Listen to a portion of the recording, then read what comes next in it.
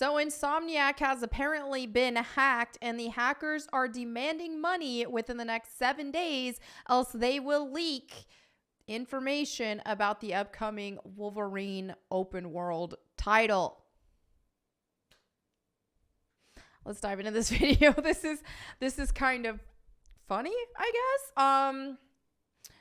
Yeah, we're just going to dive in, and then I'll share some of my opinions on things. So I saw this from Culture Crave on Twitter, where they said Insomniac has reportedly been hacked by people who claim to have info on the hashtag Wolverine game, including unrevealed Marvel characters.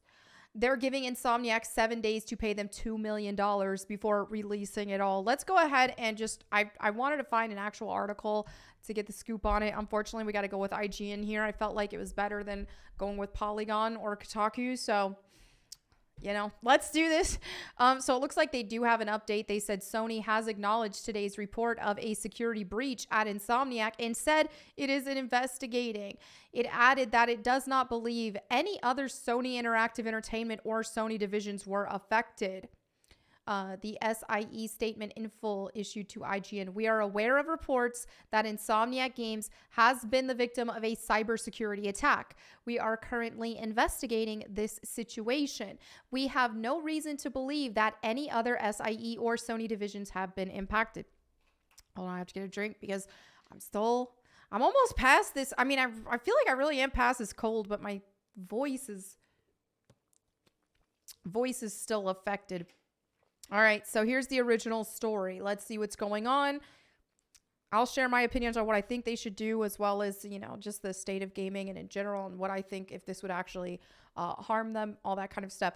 So here's the original story. A ransomware group has allegedly hacked Marvel's Spider-Man 2 developer Insomniac and put stolen data up for sale. The Rysida ransomware group claimed to have breached Insomniac, obtaining information on the upcoming Wolverine game as well as private staff information. IGN has asked Sony for comment. According to Cyber Daily, Rysida posted limited data to back up its claim. This includes an annotated screenshot reportedly from Wolverine, character art, and staff passport scans. Ouch, dude! Okay, that's where... Okay, the Cyber Express reported that Rysida is now selling the data for 50 Bitcoin, or around $2 million, with a 7-day deadline. The implication is that the hackers will release the stolen data if it does not receive payment before the end of its self-imposed deadlines. What are the images in question here? I mean, we've already seen that. I don't know about this one. I don't remember it. Okay. Cyber attacks are of increasing concern to tech companies, with the video game industry suffering a number of breaches in recent years. In 2020, yeah, we know this. Also, I mean, let's not forget The Last of Us 2. I mean, all the cutscenes were leaked from that ahead of time. Even, what was that, last year? There was some GTA leaks because of hackers or something like that. All right, so here's my opinion on this kind of thing. First of all, don't pay them. This, to me, should be a common sense thing. Do not pay them. That incentivizes these hackers. What would more appropriately be a better way to handle this is don't pay them and try to get take care of this legally. I know it's easier said than done when it comes to hackers and that sort of thing. But if they can, because it sends a message, right? So if these hackers get paid $2 million, which I would never in a million years see Sony actually bowing down to that. But, or in this case, Insomniac, Sony, whatever. I don't see that happening, but if it did, all this would do would incentivize hackers to try to hack more, right? So I don't see that happening. However, I think what a huge issue we have here is because when it comes to just video game assets, things like that, I know a lot of companies, it's pretty devastating for these companies when they get their games leaked and things like that, or information about their games leaked. But that being said, I don't think that it necessarily even hurts as bad as it. I mean, it really depends, but I don't think it entirely hurts as bad as one would think. I mean, look at The Last of Us 2. all of the leaks there, and supposedly it's sold incredibly well. But I mean, I don't know the actual numbers and data on that. But if it didn't sell as well as they're implying, which I think is the case, I don't think it's due to the nature of the leaks. I don't think the leaks are at fault here. To me, it's yeah, it sucks, but it's not the end of the world if stuff gets leaked, especially earlier on in development, that it's going to be more polished as they release more information and stuff. I don't think it's the end of the world personally. Anytime that something has gotten leaked for things that I like Tomb Raider, for example, then, I mean, back when I actually liked Tomb Raider before they ruined it, I would get excited. I'd be all about it. Let's see those leaks. I remember people telling me ahead of time certain things that were going to be in upcoming Tomb Raider games because they had some sort of insider knowledge, and I was made aware of some of that, and it was actually real. But that didn't make me not want to play it. That actually made me more excited for it at the time. So I don't know. It really depends. It does make it difficult for them to control their own narrative on how they want to announce it and how they want it to be viewed and all that sort of thing. However, this is where I feel like the biggest problem is when you have a security threat with your employees.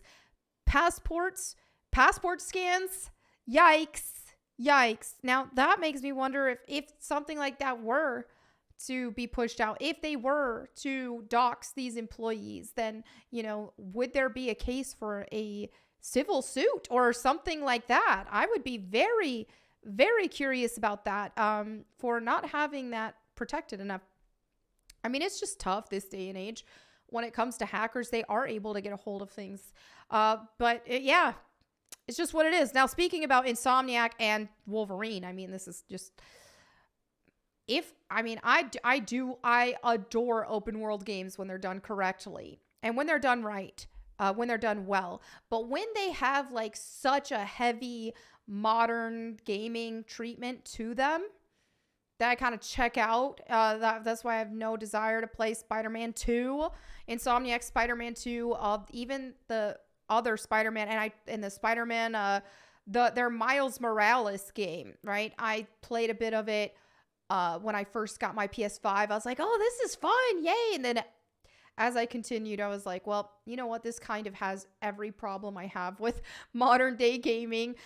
Just where the main focus is just on the story, all the stuff on the screen telling you what to do, all the characters blabbering all the time. Hey, I need you to do this. I need you to go here and do this. Hey, what's up? Blah, blah, blah. Little small talk going on. You can never just fully immerse yourself in the game because characters won't shut up. Or if you're trying to figure out something in the game and it takes you anything more than 5 seconds, and so then your character is telling you, I think I should check that window over there. I hate that. And not to mention QTEs. I hate it. Also hate set pieces, scripted set pieces. Not a fan.